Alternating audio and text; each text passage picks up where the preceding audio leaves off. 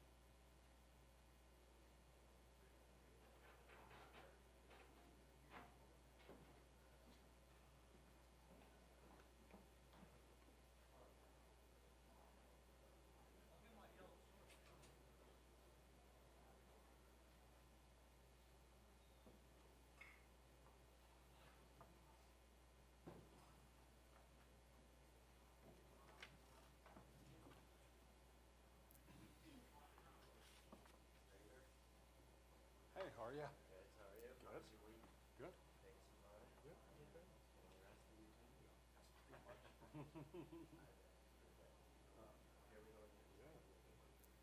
think so. Long day of it.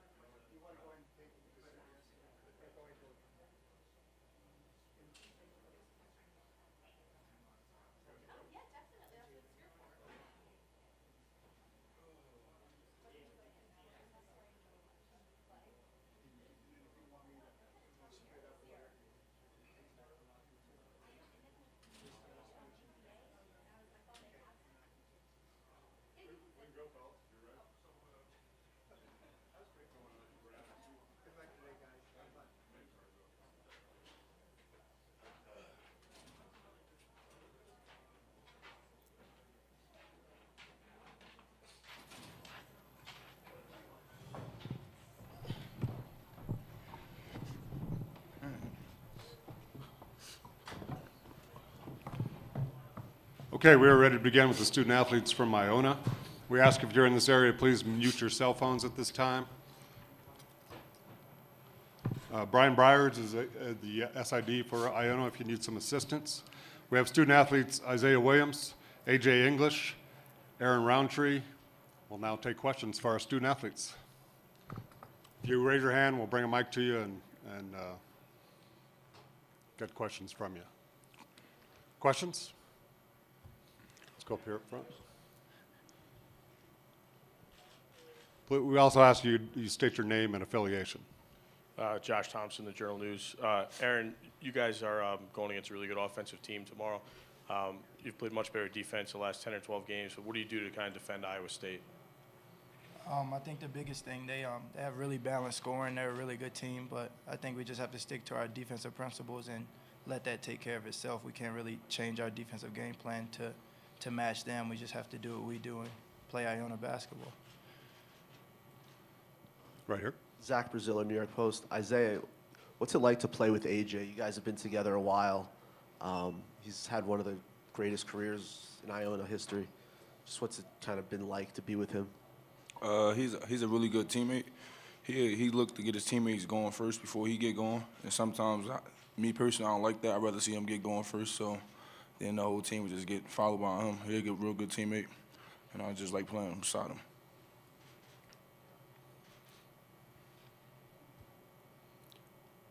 Other questions right here?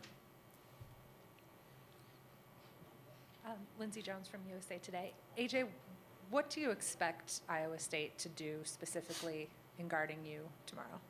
I don't know. I don't really try to particularly worry about me. I just try to worry about, how they've been playing defense, as a whole, as a team. I'm sure they're going to maybe send some double teams, or just like how we would do with their better players, if I had to guess. But at the end of the day, I'll just try to play Iona basketball and try to do what I've been doing during the season. Sure, go ahead. You can follow up. If they do send a lot of double teams your way, what do your teammates need to do then to kind of make up for that? Do what they've been doing, the whole season, which got us here.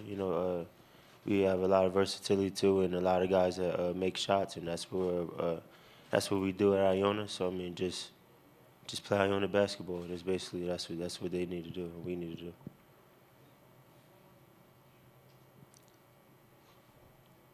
Zach Braziller, New York Post. AJ, it's been a while since Iona's won an NCAA tournament game. It hasn't happened with any of Coach Kluse's teams. Do you see tomorrow as an opportunity to kind of put your name in the school's, books and just have a chance to be remembered forever? I don't know. You just gotta wait and see what happens. I don't know the future. We just gotta, like I said before, just go out there and play the defense we've been playing, and just try to play Iona basketball, and just hope to God we get the win.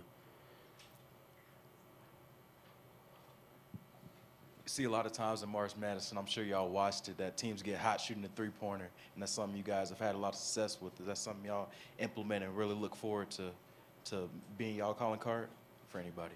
Go ahead. I think we just go out there and play and take open shots like we've been doing, and try to just play defense and rebound and just keep playing how we've been playing. Hopefully we come out with the win. Isaiah, you guys are the 14 seed, or 13 seed. You kind of come in here as an underdog, I guess. But would you look at it as an upset? Zach had said about you guys never winning an NCAA tournament game, at least not since, I think, 35 years or something.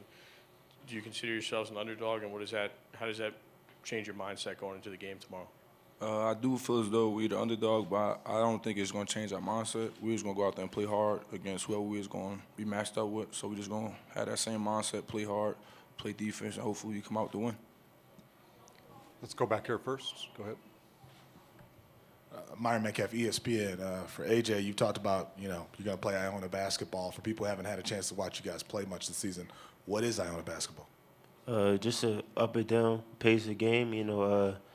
What people might think is bad shots are good shots for us, and just try to take the first available shots, but also if somebody gets it going, it's like we don't just look to get them the ball right away. We might run a set and run 3-4 passes then to get them the ball. So I mean, and try to speed teams up defensively. And we've really been playing really good defense the last couple games. So just try to play at a fast-paced game.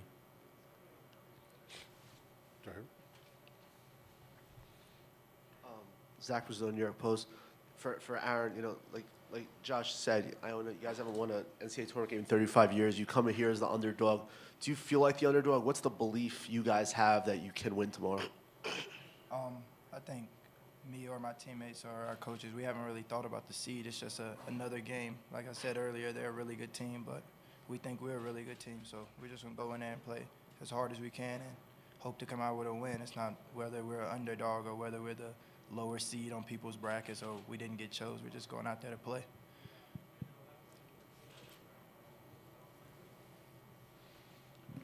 AJ, I know you've been sick. You were sick on Sunday at the selection show.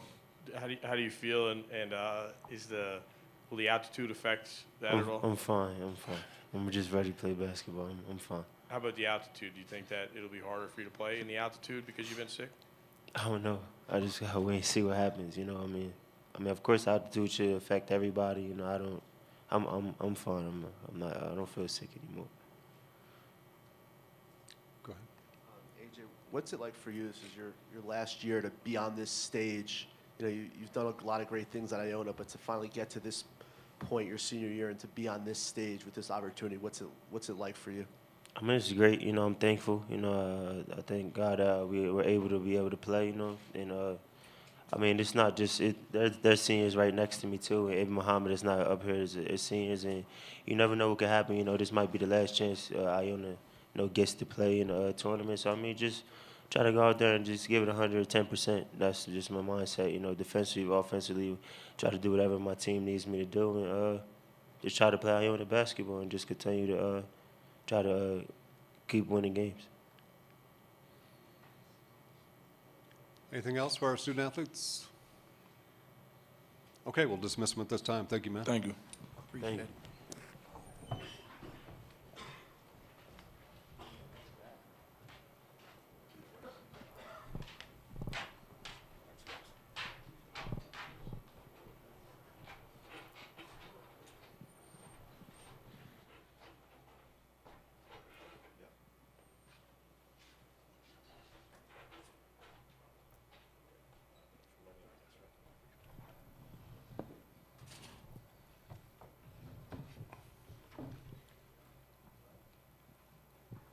Okay, we have Iona coach Tim Kloos. Coach, we can just start. Maybe an opening remark on how you feel about being here in Denver. Oh, really excited to be here and have my team out here. Our guys are thrilled to be playing in the NCAA tournament against such a great team as Iowa State.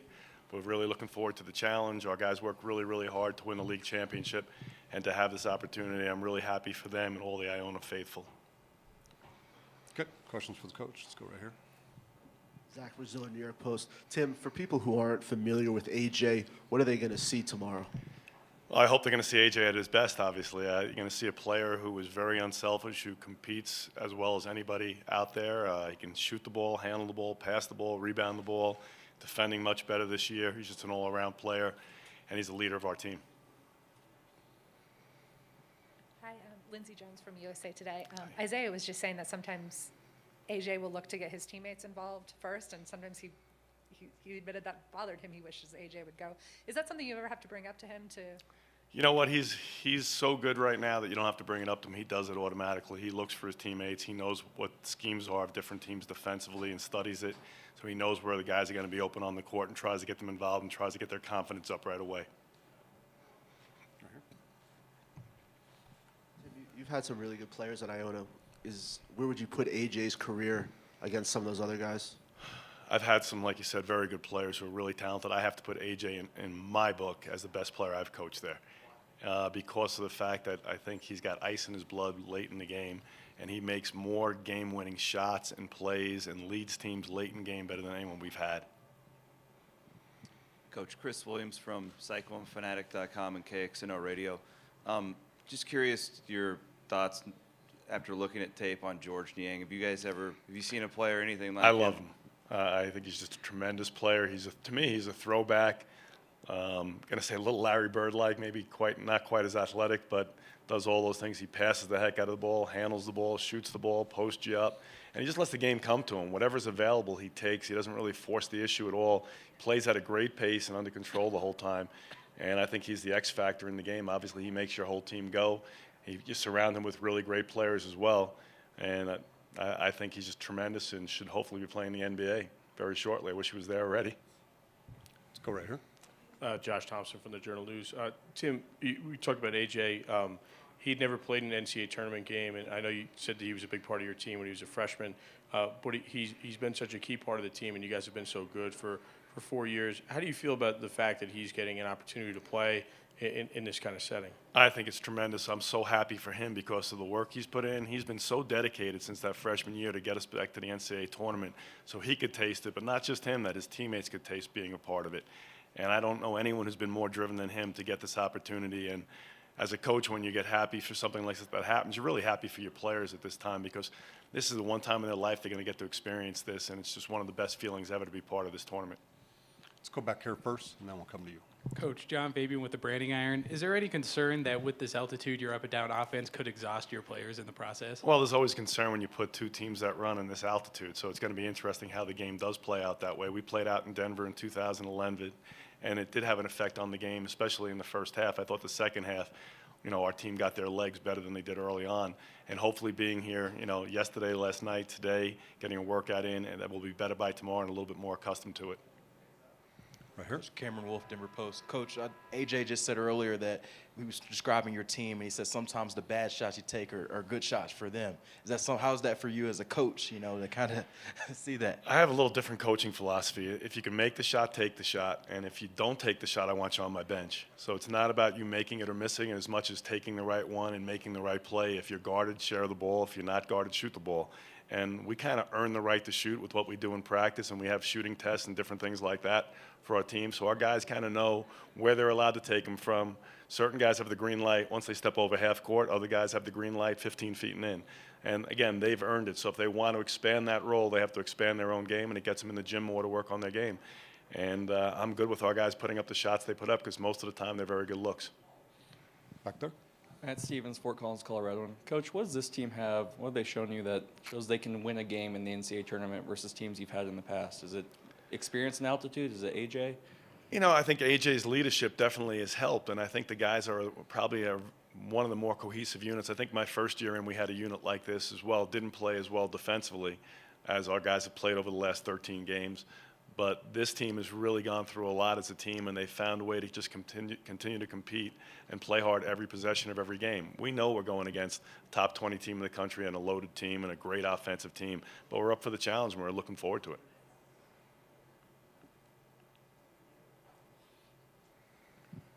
Tim, because of the way this team is built, is it better suited in any way to win a tournament game? That wasn't something you guys were able to do in 2012 and 2013. I just think a lot of it's all about matchups and your depth. I think that's really what it comes down to. And when you're, a mid-major, low-major coming in and you're playing the top teams in the country, you have to have that special day to beat them. So they may be better than us 364 days a year. We just need to be better than them one day, and we're hoping that day's tomorrow. Anything else? Okay, thank you for your time, Coach. Thanks, everybody. Good job, Alex.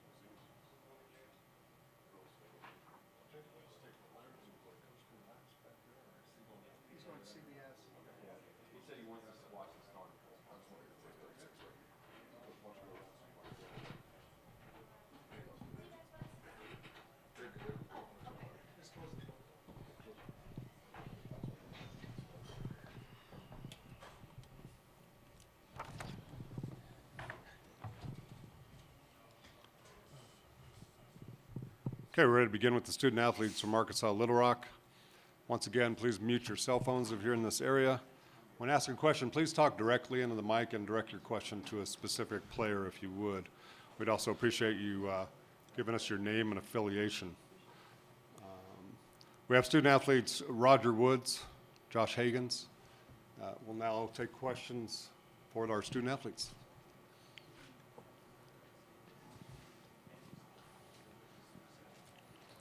Stacy Clarity with Gold and Black Illustrated. If both of you could address this, I would appreciate it. Just how would you describe your defensive style, and why has that helped you have success this season? Why don't you take it first, Josh? Okay. We're a team that we like to play in the gaps. We're real big on trying to keep it out of the paint. We're not necessarily the team that's going to let you shoot threes, but over the course of time, we kind of want you to shoot more threes than you kind of anticipated. So we just try to keep teams out the lane and go from there. Like Josh said, we're a gap team. We not very big, so we use our speed, keep people out the paint or whatever. Over here. Hi, Kyle Ringo from Yahoo Sports. I'd appreciate it if I could get an answer from both of you. What is it about this collection of guys that has enabled you guys to overcome adding so many different pieces to the puzzle within the last year and get to the NCAA tournament? We're not a young team. I'm not sure exactly where we are, but we're one of the older teams in the country. With that being said, man, we have a lot of composure in a lot of adverse situations. Our non-conference schedule is perfect for us. It set us up for every situation that we could face, throughout the course of the season. And we've learned how to handle them over time. And with our maturity and our composure, man, it just makes for a great team. We not an unselfish team. We got a lot of guys that sacrifice a lot over the course of the year. So we all come together and just play as one, and that's how we find a way to win games. Right here. Hi, Lindsey Jones from USA Today. It's pretty rare for a first-year head coach to make such an impact in his first year here, 16-game win improvement this year. What was it about Coach Beard for you guys that enabled this turnaround to happen so quickly? He puts everything he has into what we're doing. When he first got the job, when we talked to him immediately after the press conference, he talked about not rebuilding or doing anything for the future. He's talking about winning right now. And that's why we stayed, and we put our trust into him, and it's taking off from there, man. Chris Beard's a fantastic coach, and we all love him. Let's go over here first, and then we'll come to you. Troy Schulte, Arkansas Democrat Gazette. For both of you guys, kind of talking about all the new pieces that you guys had this year. I mean, kind of go back to last June or July or whatever it was when you got, for the first time you got this group together. What was your first impression? Did you think, hey, we have something here, or man, we got a lot of work to do, or just kind of what was the first impression with all the new pieces that you guys had kind of cobbled together? We had a lot of players and a lot of different stories that was real impressive. Like everybody had success, especially the new guys and the older guys like Josh. They had a story and had success. So we all just wanted to come together, get something going in Little Rock. Right here. Josh, have you always seen yourself as a leader of this group, or did that develop over time, or how did that happen? I kind of feel like since I had been there the previous 3 years, it was kind of my role to do that. We had a lot of guys that were coming from JUCO and stuff like that, so they were kind of new to the whole D1 thing. And I just felt like, with me and Raj being there before, it was our responsibility to step up and lead for this team. And, we've done a good job to this point, but we're not done yet. Right over to your right, man. Let's go back there. Myron Metcalf, ESPN. For Josh, how has the city and the campus just responded to the success that you all have had thus far? We create a lot of buzz. The city, the support right now is fantastic. Our athletic director, he's done a fantastic job with our program, and he made a fantastic hire in Chris Beard, and we've been working hard just to make Little Rock proud, man. I think the whole rebranding thing was all about the city coming together and becoming one, and that's what we're trying to do. this is for Roger. Roger, you obviously are coming off a pretty good Sun Belt tournament where you were able to kind of get inside and score quite a bit. I mean, against some of Purdue's bigs, which are, you know, kind of bigger than, as a collective, any team you guys have played. I mean, are you going to have to do anything different, you think, or just kind of what is your strategy you're thinking of right now, kind of going into a team with the size they have? No, I'm not worried about it. You know, I go into every game the same way. You know, just go out and from the start of the game get a feel of how they guard me and how I can guard them and impact the game the best way I can.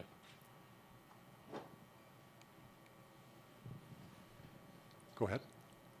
Josh, what are some challenges for your defense that Purdue presents? Naturally rebounding. You know, I think that's the biggest team in the country, if I'm not mistaken. But you know, rebounding should be. It's an issue that we're kind of concerned about.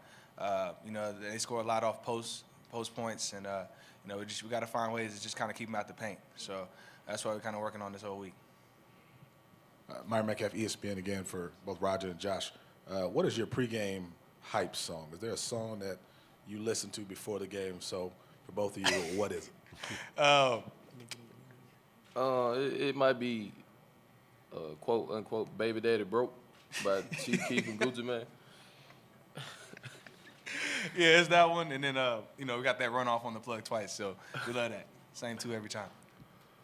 Right here. I don't know how to fill out Baby Daddy Broke there, but so going back when you had that whole group, when you first kind of got to practice together, how long did it take before you realized that this was a championship caliber team? And was there a specific moment? Was it a practice or a game earlier in the year where you knew that the chemistry was right and it was going to work?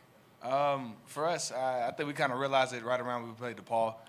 We played a really good game that night. I think we won by 10 plus in both halves, and we were able to put a full 40 minutes together. And you know, that's kind of hard to do with new teams. You know, got all that chemistry and all these new guys you got to worry about. But for us to kind of come together, I think the 7th game of the season, in that fashion, it kind of let us know that we had a chance. But you know, we didn't get complacent or anything like that. We weren't satisfied. We just kept working, and it led us to this point. I apologize if this has already been asked, but have you guys, either of you, ever played in a game against 2 7-footers, and what do you do to prepare? Are you shooting over brooms, or what do you do to prepare? Not 2 7-footers. You know, we work on one normally. But I mean, we understand that going into the game, you know, we gotta you know, work around their size. It's not something we play against, you know, every game in conference. It's new to us, but I mean, we'll be fine. We'll find a way to, you know, do what we have to do. Go ahead. Yeah, obviously their size is seen as an advantage for them, but what do you guys feel really good about in terms of what you guys do going into this game? We got a lot of guys that's versatile. They can do many things. So, you know, we just gonna get a feel and see if we can bring them out, you know, outside the paint and open up the lane for everyone else. Over here, to your right, guys. Another one kind of related to Purdue's size. I mean, Josh, with that being known, I mean, what is that? Does that put a little pressure on you guys as guards? And I know in New Orleans you guys pressed a little bit. I mean, how do you feel about just kind of your guys as a pressing defense when you guys have had to use that? How do you feel about that as an aspect of your defense? I mean, we've added it over the course of time. We were big on you know, real man-to-man kind of stuff, but we've added the press over the course of the year. It's been good to us, and it just allows us to kind of guard in the half court less. You know what I mean? So you don't want to guard, you know, 7'2", 7 foot, 6'9", 250 for 30 seconds if you don't have to. So if we can kind of push the clock down to 22, 21, that's what we're trying to do. Anything else for our student athletes? Over here.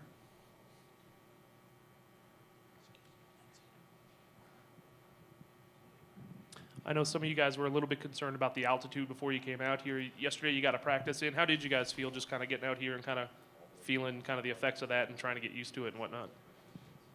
We started practice. We practiced kind of hard, tried to get a little bit of fatigue out the way at the beginning, and then so it could be, you know, just like second nature as the course of the game. Go ahead. Guys, President Obama released his bracket today. He has Purdue in this game. What's your reaction to that? Well, we don't have to prove him wrong. So. Anything else? All right, we'll dismiss. Oh, one more. Go ahead. You guys obviously started the season playing a lot of road games, a lot of games away from home. How much more comfortable does that make you in a situation like this where, you know, you're playing on a neutral court against another high major opponent? I mean, we're used to it at this point now. We understand what it takes to win a road game, and you know, against a good team like Purdue, we understand what kind of intensity and effort we're going to have to bring. So it's not nothing new to us. We're prepared for it, and we're just going to go out there and play as hard as we can. Okay, we'll dismiss the student athletes at this time. Thank you, men.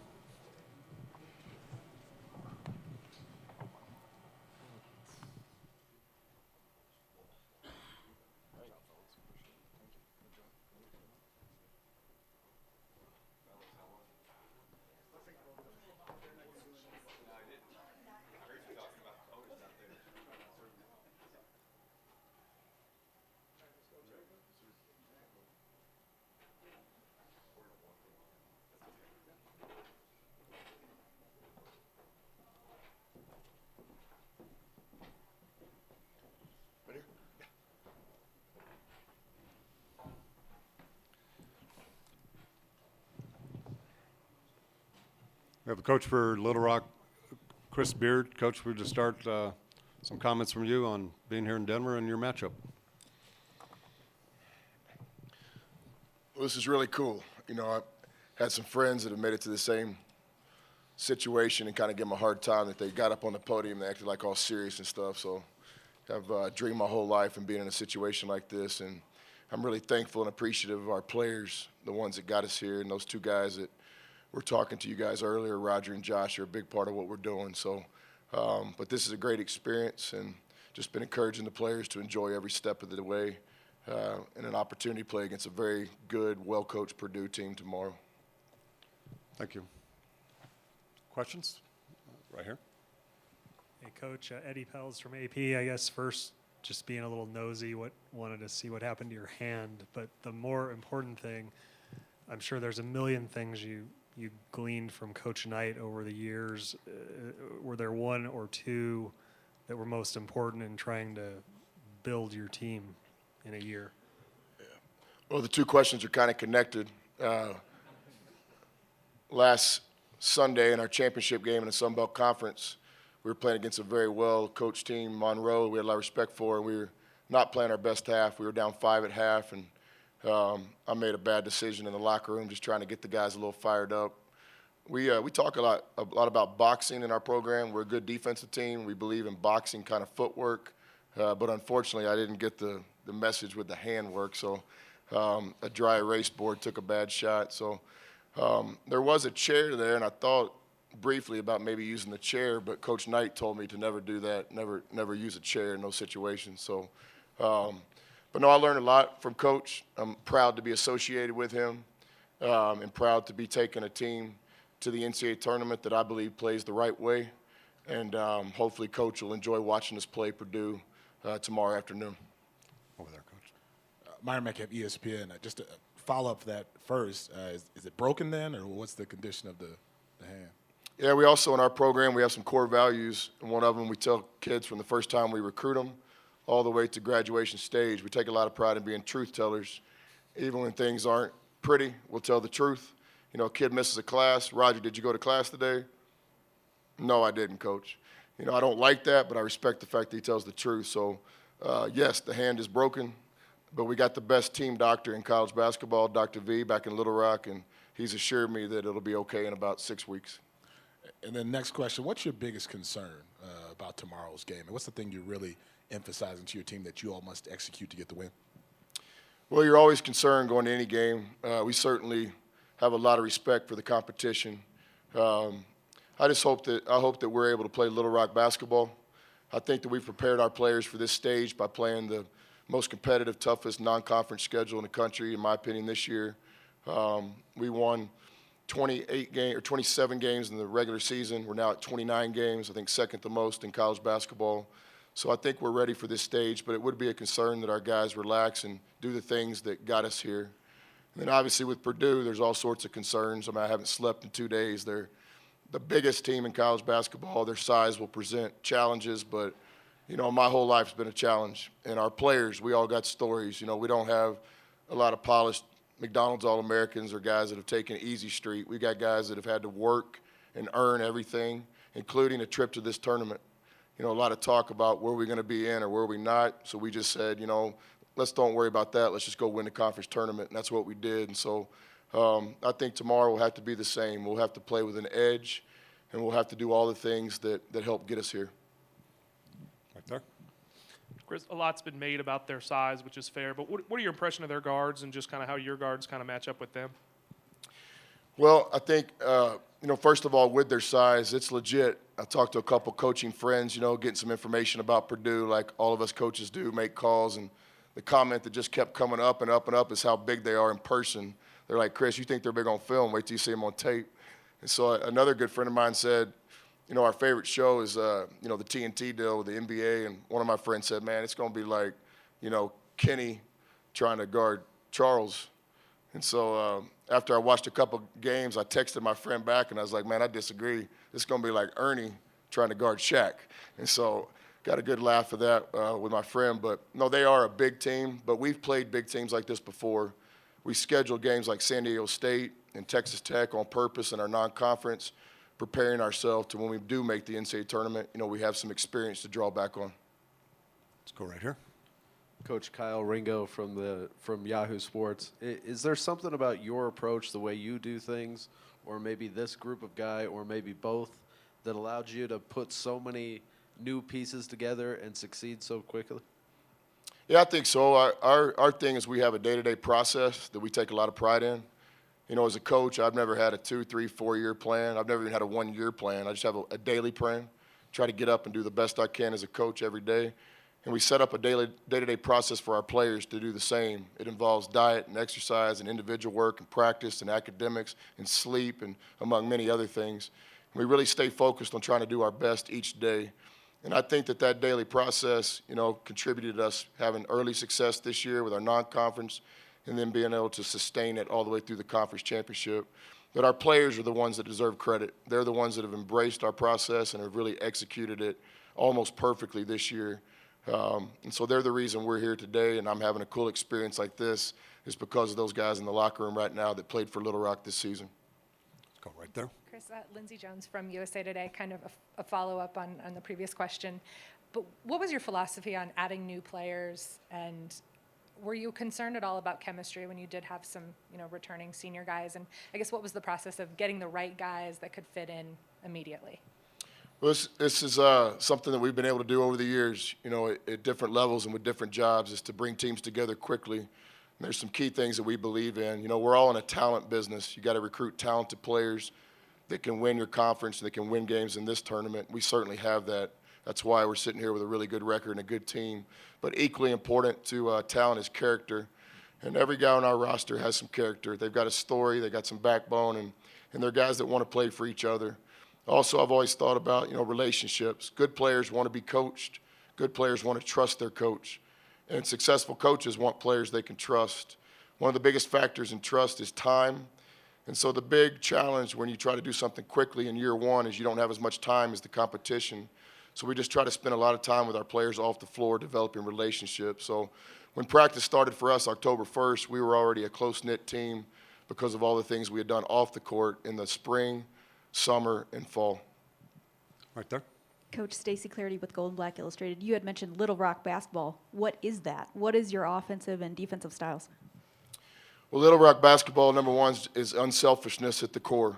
On offense, we want to share the ball. We don't want to have one leading scorer in the conference. We want to have 4 or 5 guys in double figures.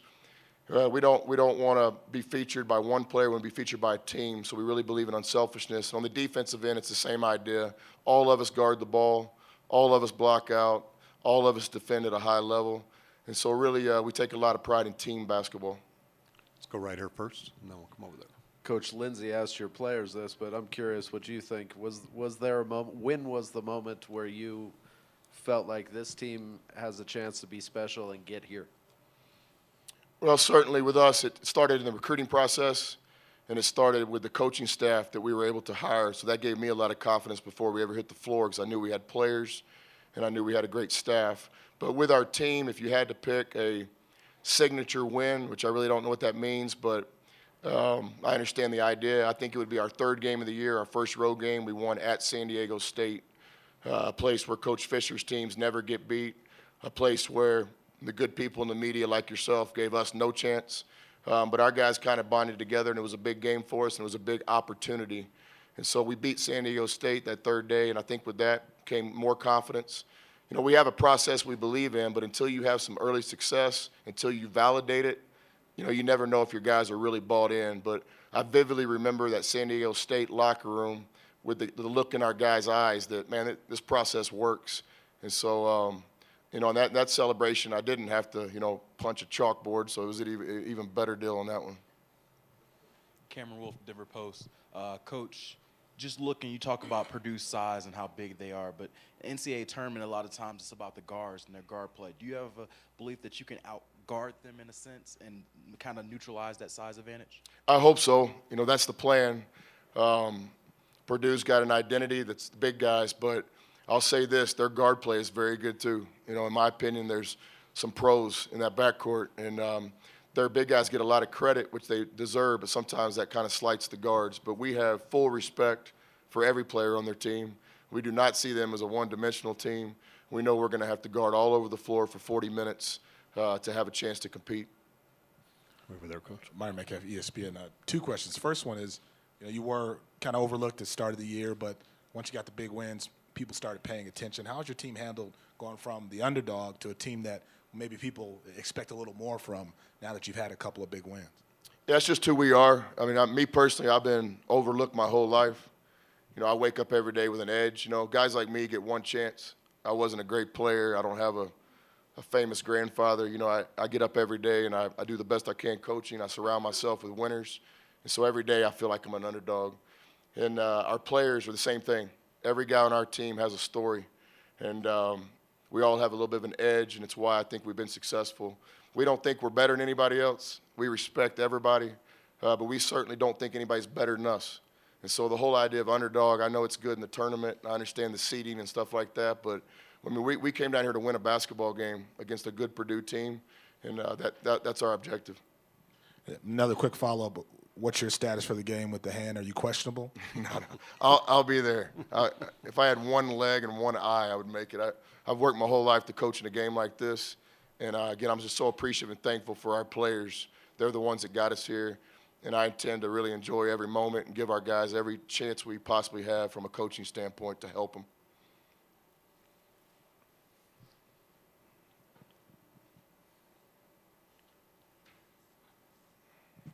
With all the talk of all the new guys, one of them is Jalen Jackson, who's kind of, you know, his minutes have kind of gone up and down this year, but he's coming off a pretty good Sun Belt tournament. I mean, what did he ultimately have to do just to be able to kind of get on the floor like he wants to and be able to do what he wants to do, which is play offense? Was it specifically just the focus on the defense, or? Well stated, Troy. That's what Jalen wants to do, is play offense. Jalen's a great person. He's got a story. Started his career at Division I level, won a junior college national championship last year. He's one of the best offensive players I've ever coached. Per minute played, he's one of the best scorers in all of college basketball. And he's worked really hard at other areas of his game. His defense is much improved, and he's a big part of what we're doing. His scoring coming off the bench is very important to me. He's a starter. You know, I learned many things from Coach Knight, one of them being the value of a six-man. You know, his college roommate, John Havlicek, was probably the best six-man in the history of our sport. And so we've never really tried to have a starting lineup. We try to have great players coming off the bench, and Jalen's done a great job this year coming off the bench for us. Anything else? Oh, there we go, right there. I think I asked you in January when you guys were starting to play pretty well if you guys had made a statement yet, and you said no statements are made in February and March. So have you guys done that now, and what is it, or is that still part of the work that you guys are doing? Well, I'm just really proud of our team making the tournament. I think one of the most difficult things to do in all of athletics is to be in a situation like we were when you have the most wins in college basketball, yet in many people's eyes you still have to win your conference tournament to make the tournament. That's intense. That's tough. And so I think if the fact that we're here in the tournament after winning the Sun Belt Conference tournament, I think speaks highly for our players. I don't know about statements, but I do know our guys showed that we deserve to be in this tournament, and we're glad to be here, and we intend to take advantage of our opportunity. Okay, I want to nominate Patrick Newton with the SID's office for Little Rock. If you need any assistance, thank you very much for your time, Coach. Thank you.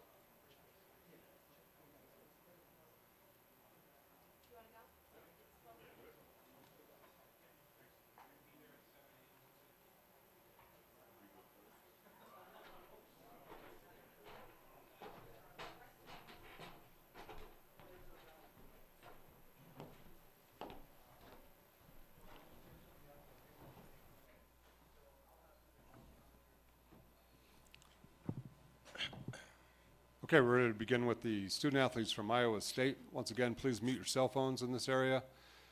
When you want to ask a question, raise your hand. We'll get you a mic. And please direct your question to a specific player, if you will. We have student athletes Monte Morris, George Niang. We'll now take questions for our student athletes.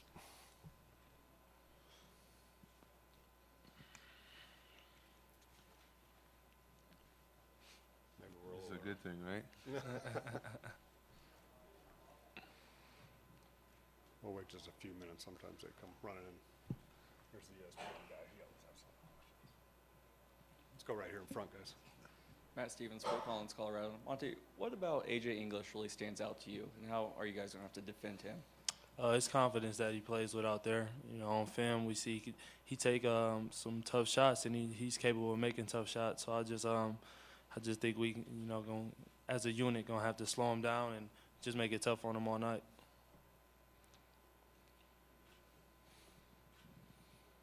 Myron Metcalf, ESPN. Monty Morris, how healthy are you right now? Obviously, a lot of people have been concerned about your health. My health is at all-time high right now. I got my legs back under me. For one, I feel 100% in my legs and my shoulder. It's coming along great. I was able to get a lot of shots up today, and you know, I was efficient on the shots that I took today. So, you know, I'm back smiling, and you know, everything's getting better day to day. How did the shoulder affect you in the Big 12 tournament? You didn't look like the same guy. Mm-hmm.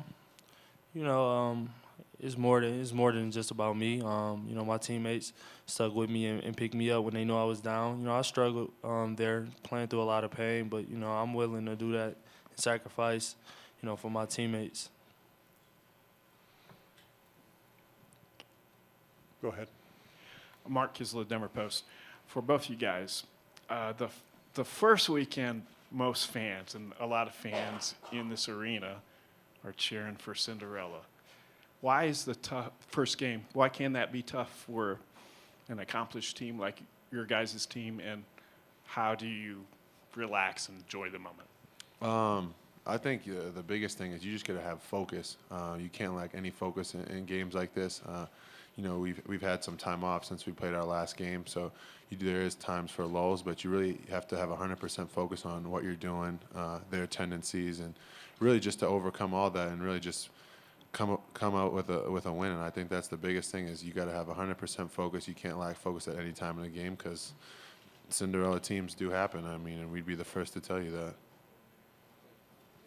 I think George said it all. Just trying to stay focused. Take care of Iona and don't try to look ahead, and try to get the job done tomorrow. Let's go back here. For both of you guys, I don't know how much you look at the national media stuff, but the 13-4 Iona over you guys kind of in a trendy upset pick as people have been looking at their brackets. Is that something you guys use for motivation, or do you just try to shut all that out? I mean, people are allowed to have their opinions. I mean, we know what we think in our circle, and that's really all that matters. And I think, you know, this group of guys, we're really just hitting our peak, and I think we're extremely locked in. And I think that's a great thing with us going into March. I'm good. Yeah, let's go right here. Myron Metcalf, ESPN again. For George, how much have you guys talked about last year, and how has that affected just your focus going into this matchup? I mean, I don't think we can even run from last year. I feel like people are constantly reminding us where if I just want to watch cartoons on TV, I feel like that pops up. But I think the biggest thing is, you know, we remember the pain of last year, and I don't think focus is going to be lacked this game. You know, we're taking these guys extremely seriously, really locking into their tendencies and really not taking anything lightly because, you know, I mean, it's a one-game deal. You mess up, you're out. Kelly Lyle with Fort Collins, Colorado. Either one of you, just so much has been made of the Big 12 this year and how strong the conference was. How do you think conference play has prepared you for this postseason tournament? I think conference play prepared us well for this opportunity that we got tomorrow. Just because the lower half of the league, you know, we split with everybody, and a lot of people split with each other. I just think it prepares you. You have to bring it every night, no matter who you playing in the Big 12. And you know, we got 7 teams in the tournament. And, you know, that speaks volumes about the conference alone. Yeah, I would just say it helps us become battle tested playing in the Big 12. You know, we've seen the best of the best. The lower half is pretty strong too. I just think every night's been a grind, and I think that doesn't change at the NCAA tournament, especially playing a super skilled Iona team. Anything else for our student athletes? For both players, what is your pregame hype song? I mean, what's the song you have to listen to before a game like this? You can go first. I usually try to press shuffle and whatever comes on. It can be from slow jams to a hype vibe music, so it can go from either like Justin Bieber or to like a Future kind of vibe. So. You know, I'm a real good kid. I like to think I'm a real good kid, so hopefully if I tell you my music choice, that doesn't throw anybody off. But to get me going, I listen to a little DMX. You ever heard Where the Hood At? That's what's blaring in my headphones just to get me psyched up and ready to rock. Anything else? All right, we'll dismiss our student athletes this time. Thank you, man. Yep.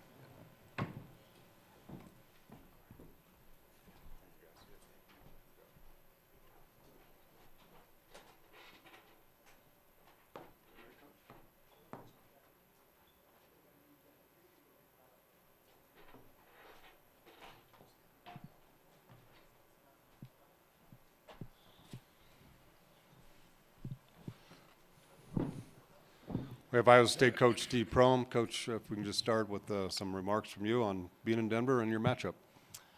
First off, it's great to be here, great to be a part of the NCAA tournament, privilege to be in the tournament, and excited about our seed and our matchup with Iona, playing against a very, very good team out of the MAC. Tim's done a great job. Obviously, they got talented guys leading with A.J. English, and I think our guys will be totally focused and locked in and just about winning tomorrow, and it's all about tomorrow. Thank you. We'll now take questions for the coach.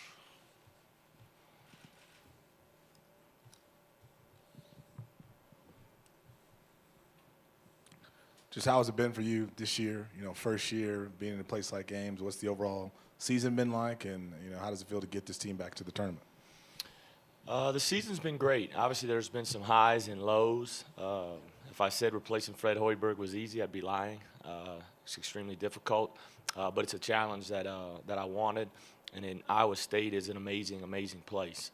Hilton Magic, there's nothing like it. It's got to be one of the top 5 places to play college basketball. And if you look at what our team's done, we've been through some adversity. We've dealt with injuries, suspensions, but I think we're in a good place right now. Obviously, we've had some great wins out of conference: Colorado, Cincinnati, Iowa, Chattanooga. Some great home wins with Oklahoma and Kansas, Texas. That I think we're ready. And 5 straight times we've been to the NCAA tournament now. It's a school record. 5 straight 20-win seasons is a school record. And so really excited to get George and Monte, you know, back out there and get ready to win in advance.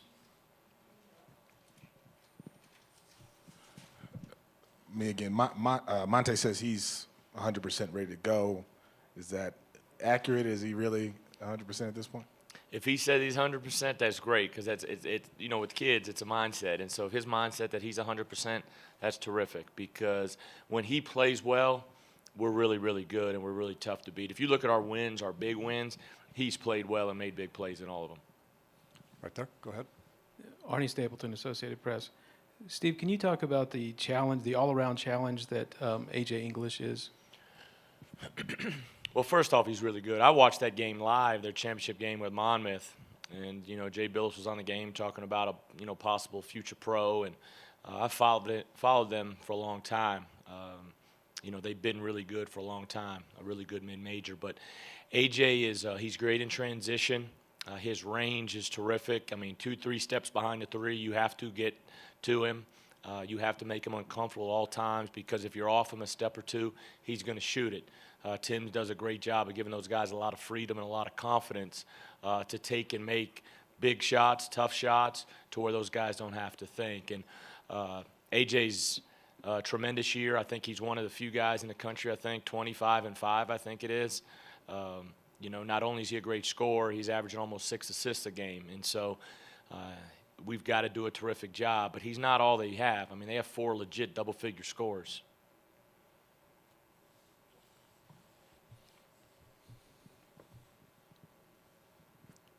John Fabian with the Branding Iron. What are the advantages to having recent tournament experience? I think it's huge. I think it's huge. I think I haven't talked with the guys too much about last year. I know they've probably talked within amongst themselves, so I think that brings them a great deal of focus. You do have guys on this team that have been to the Sweet 16, won tournament games. You know, a couple years ago, you know, I was part of a team. We won tournament games, and so I think we have a lot of experience here of winning, advancing, understanding what this stage is all about. But it's all about tomorrow. You know, it's not about our bracket right now is Iona and Iowa State, and that's it. No further. And then if we're fortunate to win, then we'll move the bracket a little bit further. And so our focus is good, and obviously having seniors, George, Dooley, Jamil, upperclassmen, Monte, Matt Thomas, Deontay Burton, that's a big thing for us.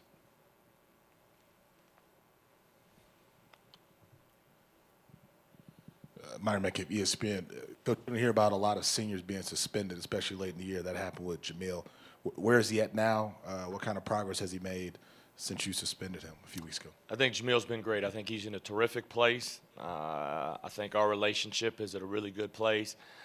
He thanked me, really, because I think it got his focus to where it needs to be. When Jamil's right, when he's playing like the best energy guy in college basketball, we're really good. We played well at Kansas the other day. Up one with 3 minutes to go. We got beat, but we got beat by a really good basketball team. But Jamil's been great down the stretch. He understands that he impacts our team in a positive way when he's focused and when he's locked in. And so I'm looking forward to him playing really, really well this weekend. Anything else? Okay, thank you for your time, Coach. Thank you. Thanks.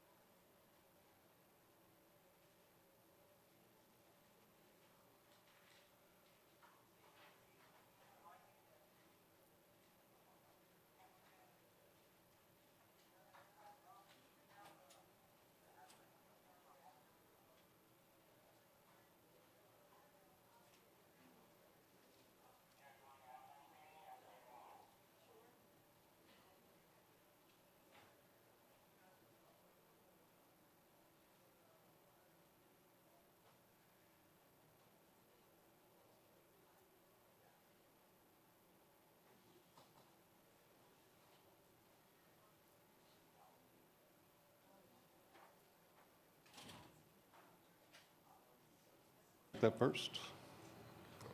Nah, we're just going to go out there and play hard and play Purdue basketball. And defensively, we're going to play how we taught and hope for the best.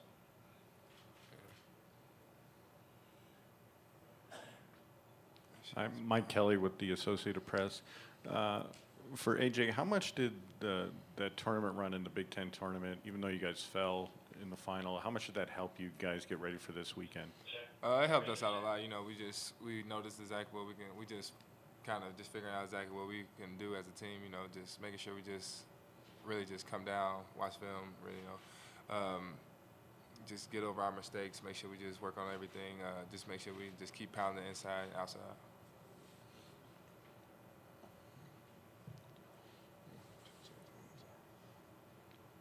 Other questions? For both of you, this is Mark Kisler, Denver Post. This opening weekend, a lot of people around the country are always cheering for the underdog, always cheering for Cinderella. Is that first game the toughest one for an accomplished team like yourself? You mean right now? Yeah, you know, we lost last year, so it's a tough game to me. You know, we got to get past this first hump. You know, we did great all in the big tournament, but just be leading out to this tournament, we got to get this win. You know, just the flight out here, you know, just the different altitude, just making sure you just got to get your body ready and make sure you just prepared.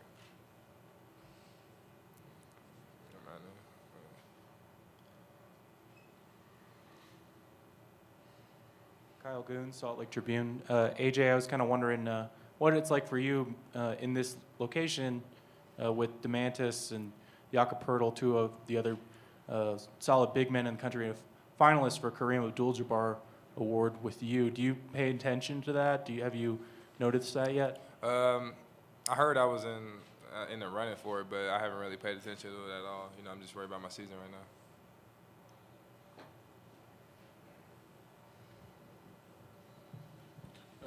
AJ, is the altitude a bigger concern for a team with so many big bodies, you know, like your squad has?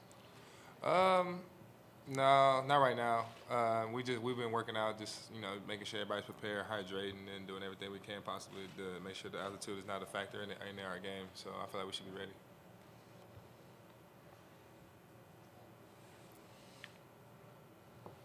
Go ahead. For both players, what is your pregame hype song? What is the song that you have to listen to before a game to get mentally ready? I don't have one. Yeah, I don't really listen to music before games, really. Actually, I just sit there and just, ponder about the game, whatever I feel like what everybody's going to do. I'm here. AJ, Eddie Pels from AP. I know you've probably answered this before. There have been chances to maybe go to the NBA. You've ultimately kept on staying at Purdue. What led to those decisions? What, staying at Purdue? Really just, we lost earlier last year in the same predicament right now, but really just come back, make sure I get a ring. We'll try to get a ring. But we just make a good run in the NCAA tournament now. Really just came back for my team just to make sure that, the program was helping. Just help the program rebuild, really. Anything else for our student athletes? Cool. All right, we'll dismiss them at this time. Thank you, man.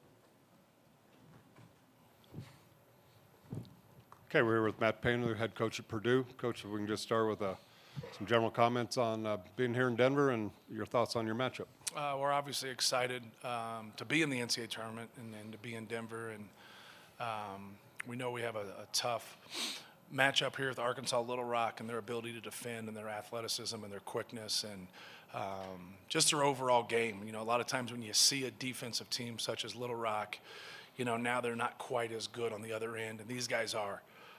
They're a good defensive team, but they also can make plays, and they're very dangerous. You know, you just don't see that combination of leading your league and three-point field goal percentage, but then also being, you know, maybe the best, you know, defensive team in the country by numbers. So we're going to have our work cut out for us. We understand that seeds really don't matter at this point. It's more about matchups, and we obviously need to take care of it, take care of the basketball, and play to our strengths. But we will go into this game understanding, you know, how dangerous and how good Little Rock is. Thank you, Coach. We'll now take questions. Coach, the Big Ten's one of the physically rougher conferences in the country, almost like old Big East. Mm-hmm. And you're one of the bigger teams in the country. Did you set up your team specifically to withstand the conference? Did it just kind of happen to come together like that? And, Right. and do you find that you have an advantage being so big and physical? Right. Well, no, you're just trying to get, you know, quality people and players. You know, you coach your whole life and you never have, you know, big guys, and now we're fortunate to have a lot of big guys. So you know, you really learn a lot about yourself and learn a lot about your team in terms of trying to coach those guys, because it is very advantageous at times, but there is a downside to it. And if you don't take care of the basketball, you take poor shots. It's hard in transition with size. So it's very important for us to take care of the basketball, get good shots, because when we get good shots and we miss them, we still give ourselves a chance to rebound. And it's a real important aspect to how you have to play. But our league is physical, without question, but college basketball in nature is smaller, so it's not, you know, your dad's Big Ten, so to speak. You know, there's not a bunch of teams like us in our league. There's just a couple. Let's go right here, and then we'll come to you. Coach, Chris is out there with a cast on his hand after losing a battle with a whiteboard in the locker room. Does that speak to their intensity at all? And do you have any similar close calls with inanimate objects? No, I haven't hurt myself, and you get mad, you get frustrated, you know, at times, obviously, and but no, you know, they are a tough team. They're a hard-nosed team. The thing that amazes me is their ability to defend in a short amount of time. Normally, when a coach takes over, and they have quality players, but it's hard to get anybody as a group to play that well defensively in a short amount of time. So you have to give him credit. I think a lot of times when you make hires and you get, you know, coaches that have been through the game or whatever, they don't have a high level of experience of being a head coach. And, you know, he does. You know, he's been Division II. He's been D-League level in terms of coaching. You know, he's been junior college. And so he's a very, very experienced head coach, even though this is his first year in Division I as a head coach. Let's go right here. Coach, Eddie Pels from AP, sort of along the lines of the first question, do you take offense at all with the constant storylines that the big man is out of college basketball? Right. No, I think it's pretty accurate. I think on top of what we deal with in college, you know, Golden State is so good, you know, but I would argue just with their versatility, they're very rare in what they can do. Like, there's not a lot of Draymond Greens. There's not a lot of those guys. You know, Steph Curry and Klay Thompson, you know, are an unbelievable duo. Then the versatility of all the other guys, especially the guys that come off the bench, that's a unique group together. And I think people are really trying to get to that point across the board. But there's just more skill. I would say, you know, we've had a big effect from international basketball, and that skill levels improve. But with that, more people want to face up than they do. They want to, you know, get back to the basket. So it's hard to guard those big guys, but then it's really hard for those big guys to go out on the perimeter and defend. I think you've seen that through the years in the NBA, just with some of those guys that are huge, like Shaq and Sabonis, and you know, they always were trying to drag those guys out, and you would always watch it, but as a coach, you never dealt with it because you never had any size. Well, now we deal with it, so we just try to flip it on people. You know, we just try to get the basketball to them as much as possible, and then just try to be detailed as we can defensively, especially in ball screen defense.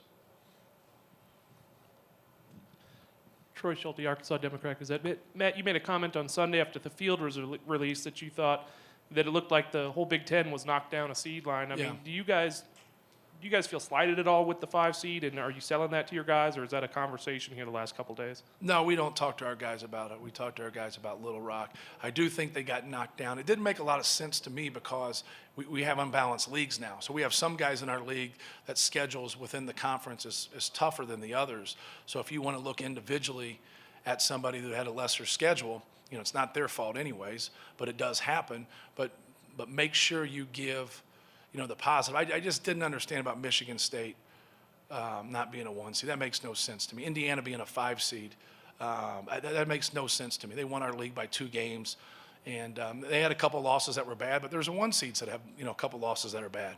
I mean, just everything's relative, but I thought those 2 schools in our league really got the shaft. I didn't think we got it as much, but if you look at our wins against NCAA tournament teams, we've won 8 games. And you go look at the other seeds at the 4 and the 5, and we're up there, pretty high with those wins. It doesn't mean it's great. That's the reason we're in that middle right there. But I think also you can be nitpicking and you can keep your focus on things that don't matter.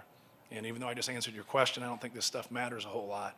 It comes to your matchup. You can move down to the 4 line and then actually maybe not get a better matchup than staying at the 5. And right now we know we got a tough matchup with Arkansas Little Rock, but that you're not going to exclude having a tough matchup by maybe moving a seed or 2.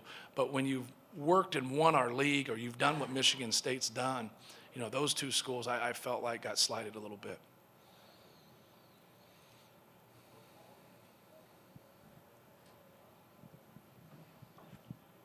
Brian Newbert, Golden Black Illustrated.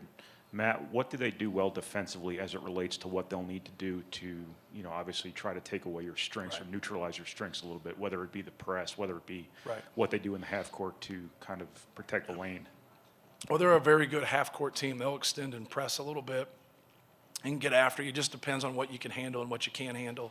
But they're very good weak side help. They do a good job of not letting the ball get in the paint. They'll swarm the ball when the ball goes into the post. And they'll make you prove it. They'll make you make the next play. And but more than anything, they do a good job of just protecting the paint and not letting the ball get inside. Right here. Coach, I hate to belabor this again, but when you mentioned maybe trying to flip the script a little bit, the adage is that backcourts win in the tournament. But because you're so unique, can you sort of double down on your advantages in the front court, or do you need to maybe change a little bit to try to keep up with backcourts? How are you looking at the tournament specifically? Well, I think, games can go different ways. Sometimes we'll have a game where we really struggle. Sometimes we'll have games where we dominate there, and it doesn't mean the quality of teams are different. It starts for us with taking care of the basketball and taking good shots, because we need to stay out of transition defensively as much as possible. When we can set our defense, it really helps our size. That aspect is really important no matter who we're playing. So that is what we try to do. I've never had a team that the offense and the defense was connected as much. If we take care of the ball, if we take good shots, man, we're going to be a lot better defensively. And, that is so important for us. But their speed and quickness and their ability to make plays, concerns us. And sometimes we get a guy back, sometimes we get 2 guys back, just to try to, limit those opportunities. Anything else? Over here.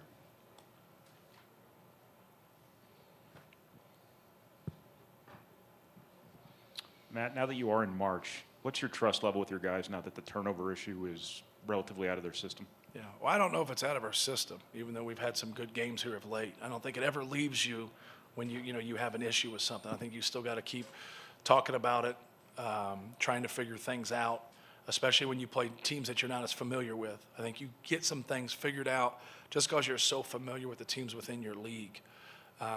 So our trust level, I don't think you ever say your trust level as a whole is great. I think your trust level is always different with each guy. Each guy's got a little bit different freedom because each guy's got a little bit different game. For us, it's keeping it simple. If we can keep it simple and pass and catch, because people normally double us, in the post, but you got to be able to get the ball in there. I know Little Rock's going to do a good job of trying to prevent that in some capacity. So for us, with each guy, it's just, being able to, each guy play to their strengths, keep things simple, and when we do that and take what the defense gives us, then we've been pretty effective. Okay, thank you for your time, Coach. All right, thank you.